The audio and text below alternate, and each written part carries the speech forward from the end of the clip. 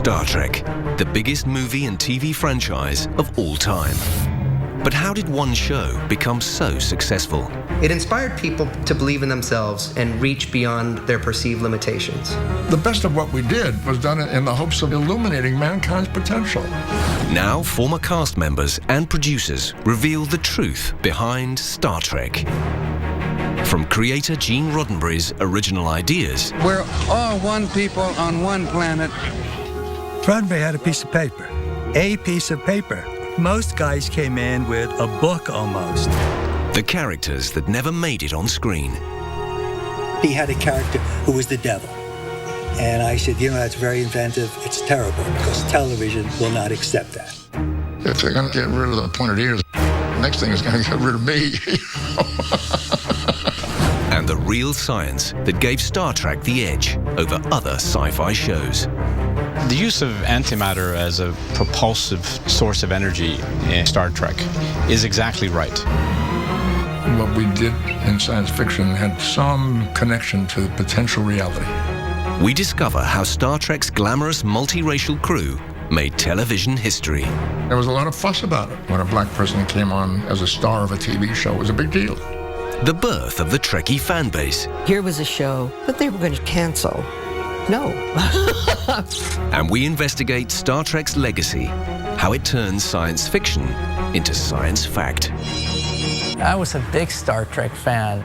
You would see all these technologies that were totally science fiction, which of course today are reality.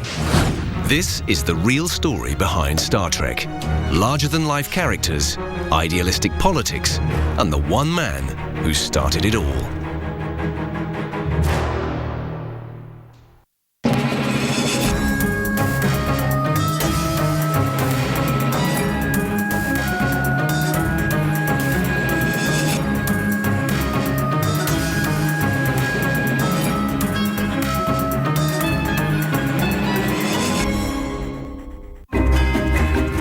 Star Trek The Motion Picture premiered on December the 6th, 1979, and raked in a massive $139 million at the box office. Secure all stations. Clear the bridge. 4 years in the making, Star Trek the movie brought back William Shatner as Captain Kirk and Leonard Nimoy as Mr. Spock. It was what the world and Trekkies everywhere had been waiting for. You will be assimilated. But the motion picture was just the start. 3 decades on, Star Trek has become a multi-billion-dollar franchise and a household name.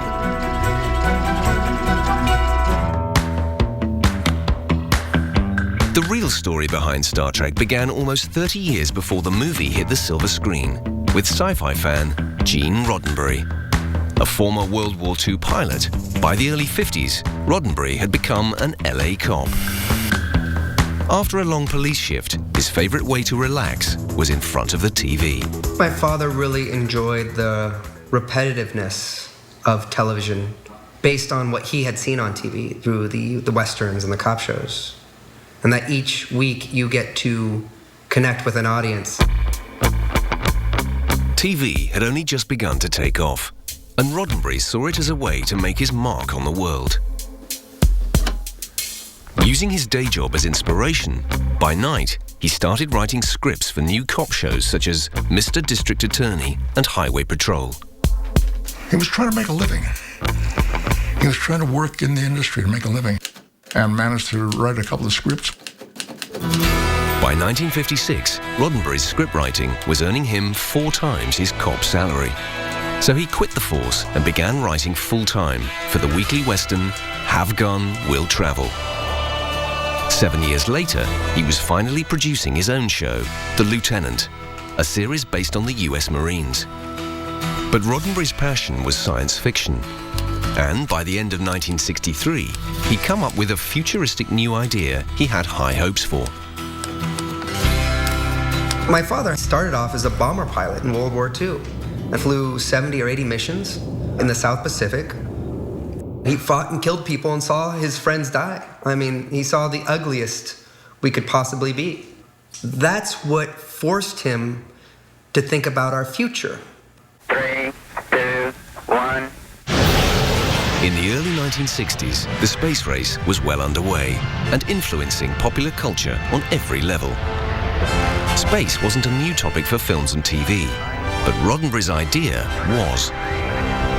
In the 23rd century, a united Earth sends a peacekeeping spaceship to seek out new life forms and civilizations across the universe. He called it Star Trek.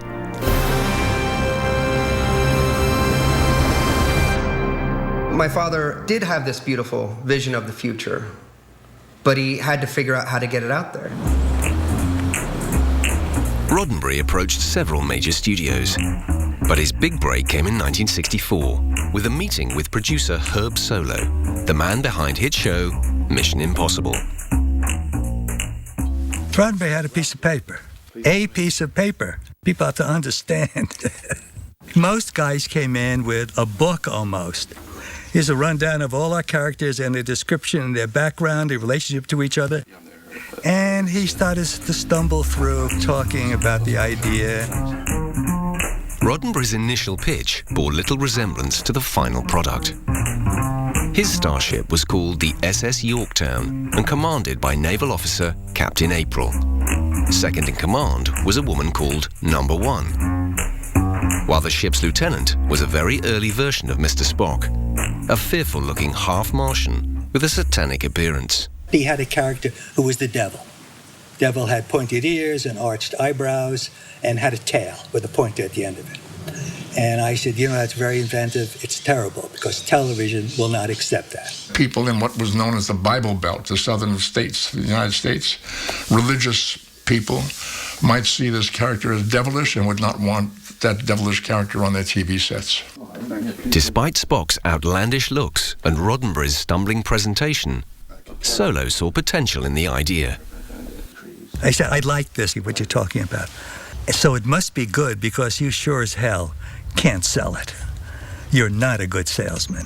A few days later, Solo arranged a meeting to pitch the series to former colleagues at NBC. Today, a pitch is a whole big deal. You practice for the pitch. There are books you could buy on the... There's nothing like that. It was simply you go in there and you say, we have an idea for a television series, right? And if in the first few minutes they don't like it, they say, thank you very much, Herb. But, come again, call us, we'll have lunch, whatever. Gene started to speak badly, and I cut him off because I could see the looks on their faces. I went ahead and pitched the idea. It's adventure, it's detective, it's war, it's this, it's that. It happens to be in outer space. When we finished discussing, they looked at me and they said, we don't think that's for us. With NBC backing down, the future of a multi-billion-dollar film franchise lay in the balance. In 1964, Star Trek was still just an idea on a piece of paper. Hoping to commission a TV series, producer Herb Solo took Gene Roddenberry to meet his ex-colleagues at NBC. Their initial reaction was audiences wouldn't be interested. But Solo was ready to put his reputation on the line. I wasn't going to take no for an answer. These are my friends. I mean, they at least could give me a script commitment, right? Let us write the script to prove to you guys it's something different, guys. It's different. They went ahead and agreed to a script, which was great. A script. That's all we needed was the script. See you soon. Solo and Roddenberry immediately started work on a script. Several months later, NBC agreed to commission an hour-long Star Trek pilot. The SS Yorktown had become the Enterprise, and rising star Jeffrey Hunter signed up to play the lead, now called Captain Pike. His sidekick, Mr. Spock, had been transformed into a Vulcan science officer, and relatively unknown actor Leonard Nimoy was called in to try out for the role. Captain, it will be very gratifying to leave here. Promoted to producer for the pilot, Roddenberry was determined to stamp his mark on every level of production. This was a gentleman who didn't like to be called the producer of Star Trek. He wanted to be called the creator.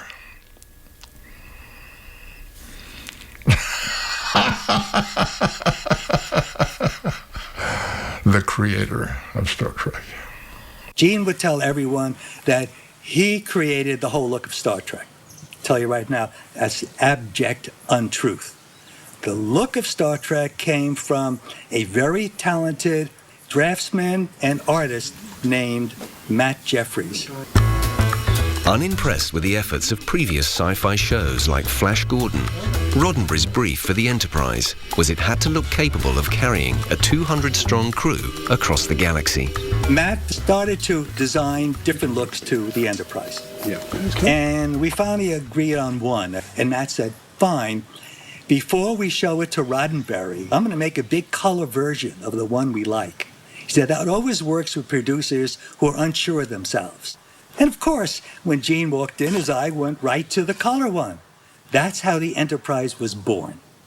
While the iconic shape of the USS Enterprise was pure Hollywood fantasy, Roddenberry insisted Star Trek's futuristic technology, from communication systems to traveling in space, had to be scientifically plausible. I think a lot of it was believable. The science in Star Trek could evolve into reality in the future, and a lot of it did. A lot of it did. We had the first what we call communicators, are cell phones. It's ubiquitous. Everybody has one. Everybody has one. And the first ones had that flip-open cover, just like what we had on the show. Stop by my cabin, Doctor. What we did in science fiction had some connection to potential reality. Almost half a century after Roddenberry's first pilot, how does Star Trek's on-screen science stand the test of time? By 1965, man hadn't yet reached the moon, and other planets was still a pipe dream. But Star Trek creator Gene Roddenberry wanted his fictional starship, the USS Enterprise, to travel the universe effortlessly and, more importantly, believably. Traveling at the speed of light, 300,000 kilometers per second, it would still take 5 years to reach our closest star, Alpha Centauri. Roddenberry, looking for a way for the Enterprise to cover these incredible distances, found the answer in the theories of the most celebrated physicist of all time. In his general theory of relativity, Albert Einstein showed that space and time are intimately connected, and that you can think of space-time as a kind of fabric that stretches and bends. If we actually compressed space in some fashion, we can reduce the distance between our starship and the place it wants to go by a tremendous amount. So, while it is theoretically possible to warp space, one huge problem stands in the way of making it a reality. It would take a tremendous amount of energy to warp space in such a way that it would provide a means of propulsion for a starship. So in Star Trek, we have this hypothetical warp drive, and it works in a very specific way. Matter and antimatter are collided together, which produces a tremendous amount of energy. When Roddenberry first devised the antimatter warp drive as a way to travel to the stars, physicists knew antimatter existed, but they hadn't been able to isolate it. 5 decades later, one of the world's most expensive physics experiments, here at CERN in Switzerland, has finally made the science behind Star Trek's warp drive a reality. Physicist Jeffrey Hangst now works with antimatter on a daily basis. I'm sure that for many people, the first time they ever heard about antimatter was watching Star Trek, and that captured their imagination. What is this? What's it about? This mysterious stuff, whatever it is that powers starships. People come here and take tours, and then they're astounded to find out that this is actually real. A lot of people still don't think that antimatter is real. The use of antimatter as a propulsive source of energy in Star Trek is exactly right. In principle, if you knew how to harness that, it's the most weight-efficient rocket fuel you can imagine. Thanks to scientists like Hangst and his team, it has now been proven beyond doubt that when matter meets antimatter, they annihilate each other, releasing a huge amount of energy in the process. But containing it safely is a problem. Less than ½ kilo of antimatter can release the equivalent power of a hydrogen bomb. So, for now, the team here at CERN must stick to working with very small amounts. Say I have some antimatter and I'm going to use it in my spaceship to react with matter to create energy. How do I actually engineer that into something that produces thrust? Okay, I don't know how to do that. That's the beauty of science fiction. You don't have to go into the details. But I can promise you it's much more complicated than you can imagine. Even if scientists did come up with a safe source of fuel for a warp drive engine, it would be a struggle to produce the amount of antimatter needed. We're dealing with single atoms. Say a gram of antihydrogen will get you a few liftoffs, perhaps. But it would take something like 100 billion years, all right? That's longer than the known age of the universe to accumulate that type of antimatter with the technology that we have today. It's just insurmountably difficult. For now, space travel is a distant possibility. But back in 1965, with Star Trek's first pilot completed, Gene Roddenberry's dream of his own intergalactic TV series was about to come true. Then, disaster struck. Audience testing was mixed, so NBC pulled the plug on the series. Give him a bit of time. So I started talking with him again. And we finally decided it's too good a concept, it's too good a look, it's too entertaining, really, just to toss away. Once again, Solo had put his neck on the line. In an unprecedented move, NBC commissioned a second pilot. And then the problem started. I arranged to have a screening of the first film with Jeffrey Hunter. Jeffrey was the star of the first pilot. And Mrs. Hunter walks in. She said, "I've come to tell you that Jeffrey Hunter is a movie star. He no longer is doing television." I said, "Oh." I'm tired of being responsible for 203 lives, and I'm tired of deciding which mission is too risky and which isn't, and who's going on the landing party and who doesn't. I had to call NBC and say, "Fellas, after all we went through with the scripts and the first pilot and everything else, we don't have a lead. Jeffrey Hunter won't do it." And they said, "Herb, at this point, we will take anyone that you think is good for the role. However, now that we're talking about it, we don't like the rest of the casting." In the summer of 1966, producer Herb Solow and Gene Roddenberry completed the second Star Trek pilot. From the original cast, Leonard Nimoy was the only major character to avoid the cut. He was joined on the bridge by Captain James T. Kirk, played by well-known TV actor William Shatner. This utopia of theirs is one of the best-kept secrets in the galaxy. This time, the pilot was a hit with test audiences, and NBC committed to a 29-part series. But not everyone was impressed. That night, my father's father went up and down the block, knocking on everybody's door, apologizing for his crazy son who had put on that ridiculous show. Across America, though, thrilled by its stories and spectacular future technology, a loyal fan base was growing. But Star Trek's use of special effects nearly crashed the budget, particularly when it came to landing the Enterprise on far-off planets. Land it? We can't land. We couldn't afford the optical to land it. And so what Gene did is, Gene came up with an idea, which turns out wasn't his idea. He borrowed it, which is the transporter. Transporter room. In the 1960s, Roddenberry's Transporter was pure science fiction. Now, incredibly, almost 60 years on from his first show, the possibility of a Star Trek-like transporter isn't completely fictional. A group of theoretical physicists at the University of Maryland are now taking the first real steps towards saying, "Beam me up, Scotty." If you wanted to do something like they do in Star Trek, you want to teleport me from here to there, you would have to teleport the information that describes how I'm arranged into that matter. We don't teleport the matter itself, we teleport the information. While not exactly a transporter, the team has discovered the next best thing, a way to create an exact copy of an atom, even at a great distance. They can isolate an atom in one location, then connect it by laser beam to another atom and force it to mimic the properties of the original. We can trap a single atom, move it around in space, we can change its internal state, and now we can transfer the state of that atom to another atom. Incredibly, once the laser is removed, the atoms remain linked, and any changes in the first atom are replicated in the second. But these are just single atoms. Could the same technique be used to transfer the characteristics of larger objects, or even humans, as in Star Trek?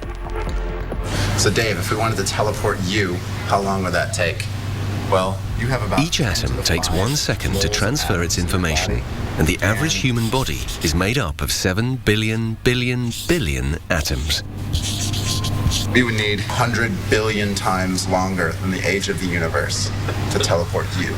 So we're staying here then? You're staying here. While Star Trek's technology remained in the realms of science fiction, ratings were falling, and Gene Roddenberry would be drawn into a battle to keep his series on air. In March 1967, American broadcaster NBC announced a second 26-episode Star Trek series. Its creator, Gene Roddenberry, was becoming a household name, and the former cop's newfound status began to go to his head. One of his people came around saying things like, "Don't get too out of line here because we can put the pointed ears on somebody else." And I thought, oh, really? Gene would boast that he had a friendship with every actress in every episode except for 2. That was Gene's claim to fame. He was married and had a girlfriend at a house near the studio and another person, an actress, in an apartment. That was Gene. But no one wanted to upset things.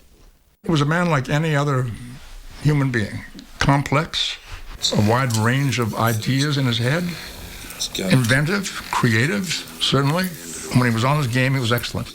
He also could fail, and sometimes did.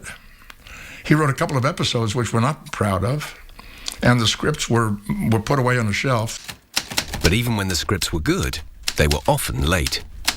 To hurry Roddenberry along, the assistant director developed a novel technique.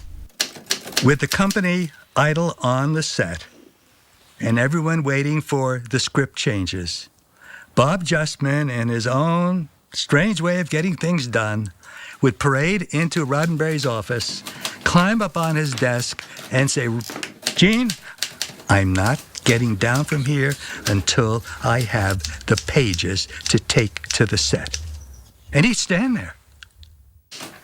Roddenberry would giggle or what have you, and finally would make some scratches and send it to the set. And that's what Bob would do. He had to just pull them out of Gene. I actually enjoy hearing those negative stories because it humanizes my father for me. You know, when someone paints my father as this almost mythical figure, how does anyone identify or connect with that? When you humanize a person, when you learn that they're just like you or me, they make mistakes, they do dumb things every now and then, but they still created this beautiful vision of the future. That's someone I could admire. But by the end of 1967, the Star Trek creator was brought back down to earth. Ratings were falling on the second series. Worried the show would be canned, Roddenberry went on the offensive. Gene, as opposed to spending his time worrying about the series we were making, he was worried about how to get it renewed, because the renewal meant money to Gene. So while we were doing the show, Gene was organizing the fans on who to write to, what to do, how to campaign. I think he really did a great job of organizing the energy that was available with the Star Trek fans. Star Trek was never very popular in numbers, but the following that we had was intense. Star Trek's loyal fan base was Roddenberry's secret weapon. Among the very first Trekkies were Bijo and John Trimble. Hi. Hi. Come on in. Come on in. Determined to keep the show on air, they spearheaded Roddenberry's campaign. Star Trek was very different from any other show that came along. Here was a show that they were going to turn around and cancel. No. That really annoyed me. I think we had a moral prerogative not just to save the show, but to let these networks know that the public had an opinion. We discovered that Paramount had bags and bags of mail that they had never told the Star Trek offices about. Getting access to the mail bags was fairly easy. Gene Roddenberry wrote a memo to them and said they're authorized to do this. Using the addresses from the mailbags, Bijo and John then sent out letters to the fans, asking them to put pressure on NBC. Other die-hard fans took a more radical approach. I had a friend of mine, who was vice president of NBC. They gave out his phone number. It got too much. NBC contacted me and said, you got to call off these people. I said, I'm not doing it. I have nothing to do with these people. They're Roddenberry's fan groups. Letters and phone calls weren't enough. Turning up the heat, Roddenberry then mobilized his Trekkie troops, encouraging over 500 to march on NBC. It was about half serious and half a lark. But they had a good day, and Gene did join that. He was supposed to be incognito, but come on, he stood something like 6'3". The fans just loved it. They bragged about that for a long time. It was a full-fledged campaign, how to get NBC to do it through embarrassment, pressure, whatever. And NBC finally said, okay. NBC executives decided to bow down to public pressure and committed to another 24-episode Star Trek season. NBC announced on air that Star Trek would be picked up for a third season to put a stop to all this angry energy that was coming at them. I thought, okay, we're going back for a third season. And when we heard, yes, we're going to get a third season, it's like, yes! Thanks to Roddenberry's determination and his tenacious Trekkies, Star Trek returned to the airwaves in the autumn of 1968. In a time when America was facing racial unrest and a Cold War with the Soviet Union, for many, the show's appeal was its utopian ideals and its escapism. He had very strong feelings about mankind's potential, that it would be a good thing if we could all live cooperatively. We don't use our weapons for the kind of brutality you practice. Star Trek represented a united Earth, bringing together people from every race and even other worlds. Where I come from, size, shape, or color makes no difference. And to push his ideals for a better future, Roddenberry would create a scene so controversial it would make television history. By 1968, the Starship Enterprise was heading out for a third season, carrying its peacekeeping multiracial crew across the galaxy. Its communications officer, Lieutenant Uhura, was played by Nichelle Nichols. At the time, it was unheard of for an African-American woman to play a leading role. There was a lot of fuss about it. When a black person came on as a star of a TV show, it was a big deal. Even though segregation had been made illegal by a series of landmark laws in the United States, it still persisted. In big parts of America, mostly in the South, blacks and whites could not eat together, could not attend the same schools, could not ride in the same train car. Did we have racial problems? Oh, yes. Some of the fan mail was very anti having anyone on the set that was not white. With racial tension dividing America, Roddenberry decided to court controversy by writing a scene guaranteed to raise blood pressure in the religious southern states. Television's first ever interracial kiss. Our immediate reaction was, all right, by God, about time. And my second reaction was, boy, are they going to hear from the Bible Belt on this one. We got our share of some really nasty letters. But here was the thing. You get one nasty letter and you get 100 really great letters. It was a step forward, I think. Despite Roddenberry's hordes of Trekkies pushing NBC to commission more episodes, by 1969, Star Trek was a loss-making flop, with ratings falling and the final shows relegated to a graveyard slot. The series was cancelled. Roddenberry's dream was in ruins. Then, when it seemed like the end for Star Trek, it was syndicated on 150 American TV networks and over 60 countries worldwide. A whole new audience took to Star Trek. It became incredibly popular. Conventions began to appear. First Star Trek convention was in 1972, right, when the show had been off the air for 3 years. That's really what led to the Star Trek phenomenon. It was the embrace of a show that had already been canceled. That was unique in television history at that time. With worldwide syndication, the ranks of Trekkies grew rapidly. Long live the Empire! By 1976, there was such a groundswell of support for Star Trek, NASA was swamped with letters demanding the first space shuttle be renamed Enterprise. Back in Hollywood, Paramount Studios saw an opportunity to cash in. And Roddenberry went back to work on the first ever Star Trek movie. But producers found themselves concentrating more on the visuals than the writing. So the special effects had to be grand and glorious, and they were grand and glorious, and they continue to be grand and glorious. Here's the ship going this way. Ah. Here's the ship going that way. Ah. Here's the ship coming toward us. Ah, ooh, ah. Where's the story?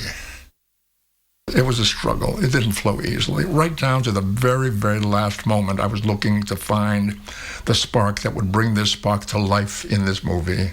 Spock, you haven't changed a bit. You're just as warm and sociable as ever. No, have you, Doctor? As your continued predilection for irrelevancy demonstrates. The story of the Starfleet crew taking on a murderous alien force disappointed critics and Trekkies alike. But the movie did, at least, retain key themes from the TV series, including science that was believable. The movie's alien being had its roots in reality. The NASA space probe Voyager is sent out and lost in the 1970s, only to re-emerge 3 centuries later, having developed artificial intelligence and capable of creating lifelike androids. This is a mechanism. A probe, Captain. No doubt a sensor transceiver combination, recording everything we say and do. At the time, replicating humans was the stuff of pure science fiction. But today, scientists are on the verge of making this a reality. I was a big Star Trek fan growing up, and what inspired me the most about Star Trek was the fact that you would see all these technologies that were totally science fiction, which of course today are reality. Dr. Anthony Atala, an expert in tissue engineering, is a lifelong Trekkie. His groundbreaking work, which involves using printers to produce 3D human body parts, could have come straight out of a Roddenberry script. This is one of our printers that we've designed.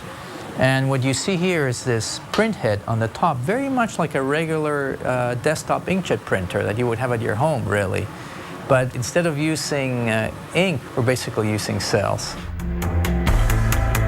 Using X-rays and scans, Dr. Atala builds a computer 3D reconstruction of a body part, one layer at a time.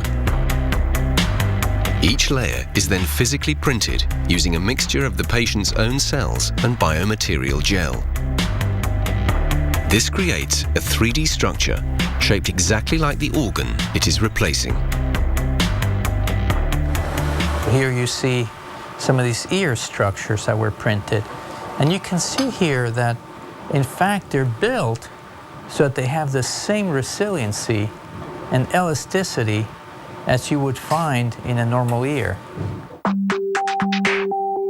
In a way, Star Trek predicted what we're doing today.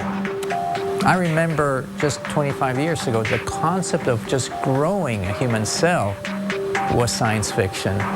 And here we are today, not just growing human cells, but also printing tissues and organs. So 300 years from now, printing a body, or certainly major parts of a body, may be possible. We may even be looking at things beyond that.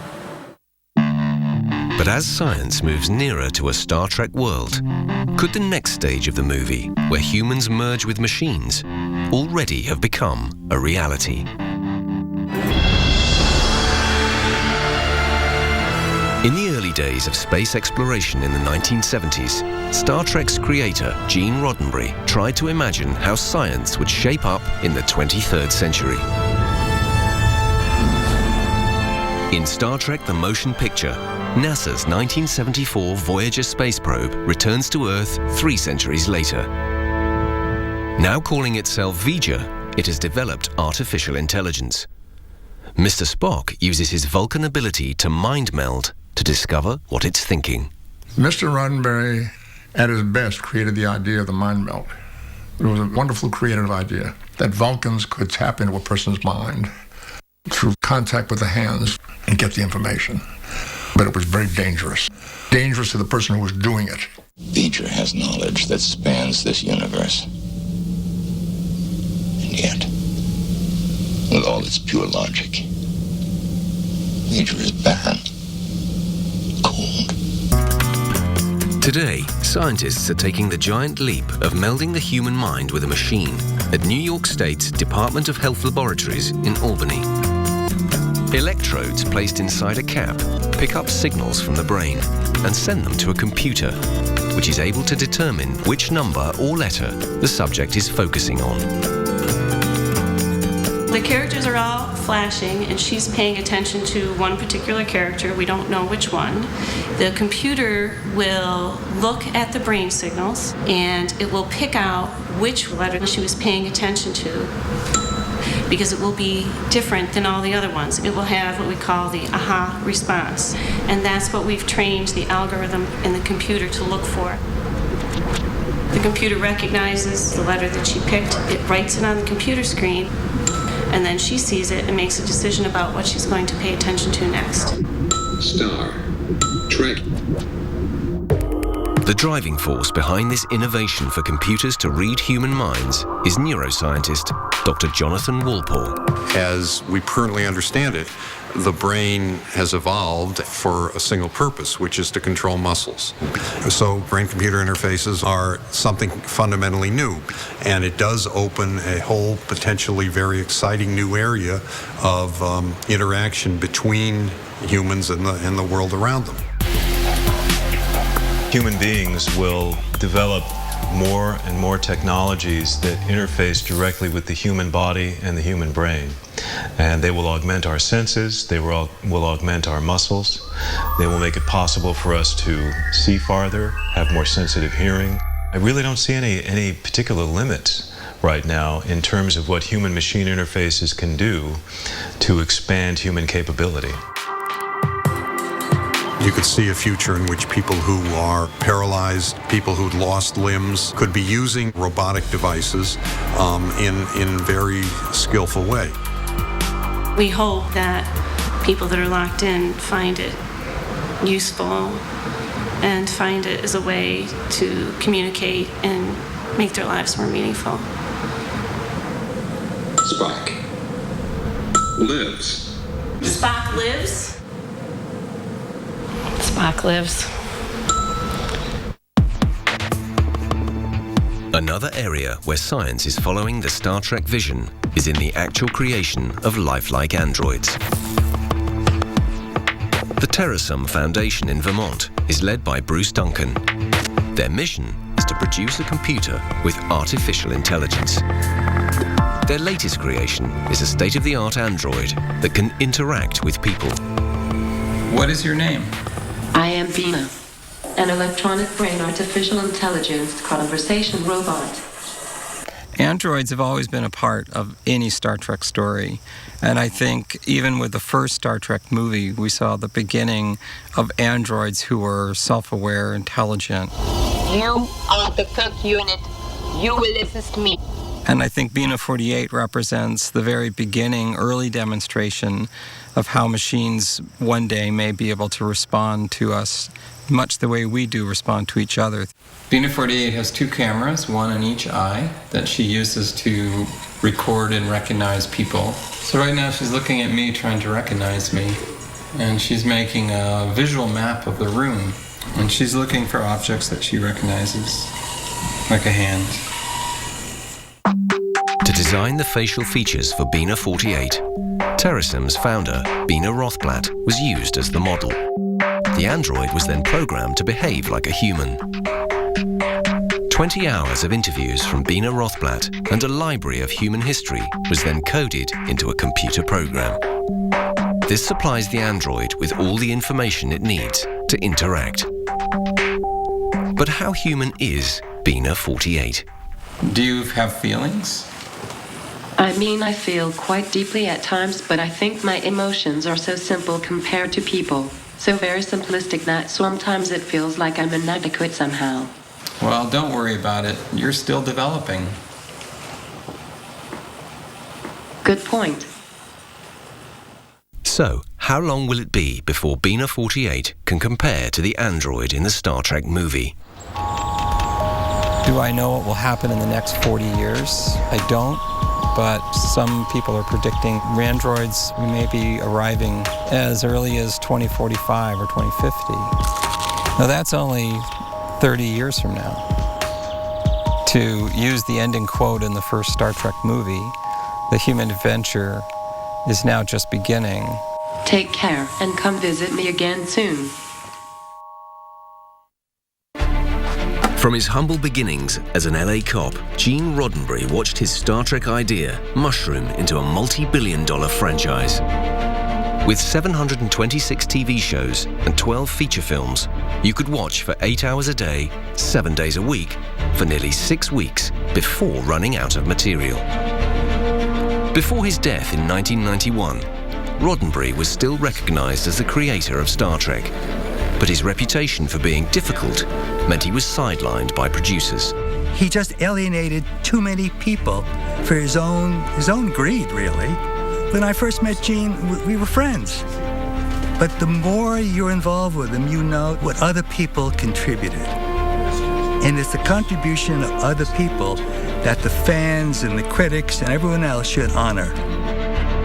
Wherever you stand on Roddenberry, his films and TV shows have left a lasting legacy, inspiring audiences and scientists to create a better future.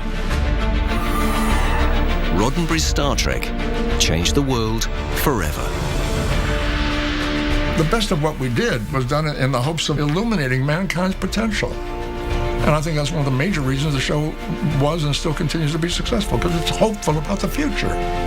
I don't think my father necessarily set out initially to change the world or change people's perceptions. You know, like anyone in Hollywood, they have an idea, something they're passionate about, and they work very hard to see that dream realized. And it just so happened there were a lot of other people in the audience who also had that dream.